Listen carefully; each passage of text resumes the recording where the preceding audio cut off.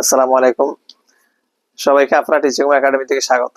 আজকে আমরা ষষ্ঠ শ্রেণীর বীজগণিতের অনুশীলনী 3.1 এর পূর্ণসংখ্যার 3 নম্বরের এখানে খ নম্বর অঙ্কটি করব। দেখো, বলছে নিচের সংখ্যাগুলোকে সংখ্যার আকারে স্থাপন করে। এখানে যেমন এখানে -10 আছে, এটাকে আমরা সংখ্যার আকারে দেখাবো, সংখ্যার আকারে স্থাপন করতে বলছে। তা আমরা প্রথমে একটি সংখ্যার আঁকা এরকম এঁকে নেব। এটাকে আমরা শূন্য বিন্দু দিলাম, যেহেতু বাম, মনে রাখবা শূন্য বিন্দু ডান অংশকে আমরা ধনাত্মক ধরবো, বামটাকে ঋণাত্মক ধরবো, অর্থাৎ মাইনাস থাকবে শূন্য বিন্দুর বাম দিকে, ডান দিকে থাকবে প্লাস। 1 2 3 4 এভাবে চলতে থাকবে। এগুলা নাই এখানে, তারপর আমরা সুন্দরের জন্য দিয়ে দিলাম, বাম দিকে 10 ঘর আসবে। 1 2 3 4 5 6 7 8 9 10 11 আরো দিতে পারো, সমস্যা না। 1 2 3 4 5 6 7 8 9 10 11 আরো দেওয়া যাবে। বাম দিকের গুলোকে মাইনাস চিহ্ন দ্বারা আমরা এরকম দেখিয়ে দিব, জিরো বিন্দুর বাম দিকের গুলোকে ঋণাত্মক।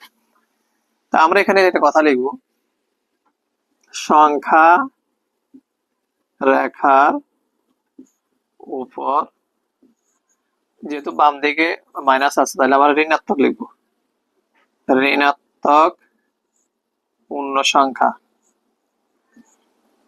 সংখ্যা স্থাপনের জন্য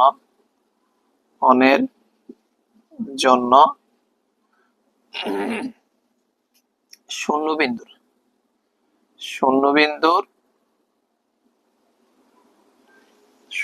বিন্দুর বাম দিকে 10 একক দূরের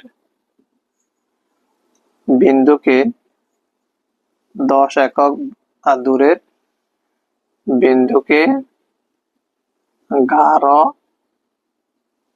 গোল বৃত্ত দিয়ে আবদ্ধ করি এরকম, যেহেতু -10 আছে এরকম।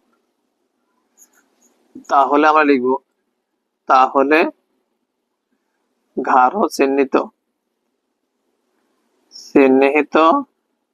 বিন্দু হলো